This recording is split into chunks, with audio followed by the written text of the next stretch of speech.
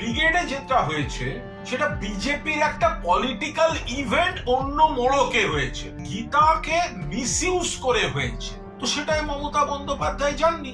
আবার সেইখানেই আমি বলছি, কাকে বলছেন হিন্দু থেকে দূরে? মমতা বন্দ্যোপাধ্যায় পুজো করেন না, দুর্গা পুজো কমিটিগুলোকে যখন সাহায্য দেন, তো তখন এই বিজেপি তো বলে কেন সাহায্য দিচ্ছেন, মামলা হয় কোর্টে। তখন কারা হিন্দুর পক্ষে আর কারা হিন্দুর বিরুদ্ধে?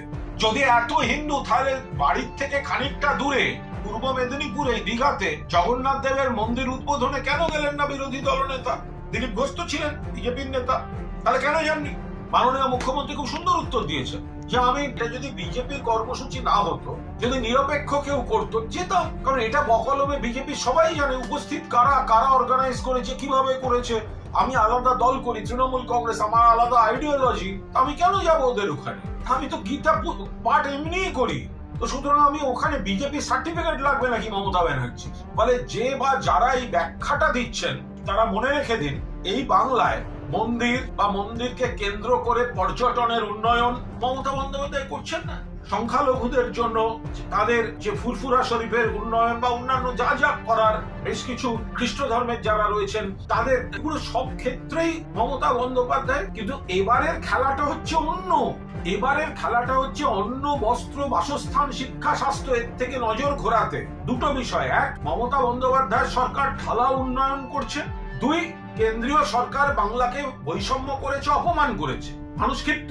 এর থেকে নজর ঘোরাতে এক পক্ষকে দিয়ে উগ্র হিন্দুত্ব, আর একটা পুতুল নাচিয়ে সুতো টেনে উল্টো দিকে অন্য একটি ধর্মকে দিয়ে, আপনি ভাবতে পারেন হুমায়ুন কবির, তার পূর্ণ অধিকার আছে, তিনি কোনো মসজিদ তৈরি করতে পারেন। এই বাংলায় কোনো ব্যক্তি বা ব্যক্তিবর্গ তিনি মসজিদ তৈরি করতে পারেন, মন্দির তৈরি করতে পারেন, গির্জা তৈরি করতে পারেন, সব করতে পারেন।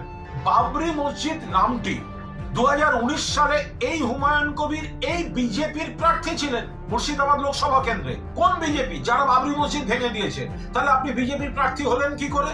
আর যদি আপনি বিজেপির প্রার্থী হলেন, তাহলে তখন বাবরি মসজিদের প্রতি আপনার এই শ্রদ্ধা সম্মান কোথায় ছিল? সেটা আজকে আসছে কেন?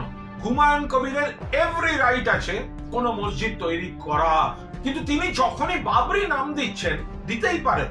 ঐতিহাসিক বাবরি মসজিদ তাকে ধ্বংস করেছিল বিজেপি, আর সেই বিজেপিতে ক্যান্ডিডেট হয়েছিলেন এই হুমায়ুন কবির। তো তাহলে তার মুখে কি আজকে যখন বাবরি মসজিদ শুনবো আমরা কি একটুখানি প্রশ্ন তুলবো না যে হঠাৎ সেই বিজেপির ক্যান্ডিডেট আজকে এসছেন বিজেপির দ্বারা ধ্বংস করা মসজিদের নাম নিয়ে? এটা খেয়াল রাখতে হবে।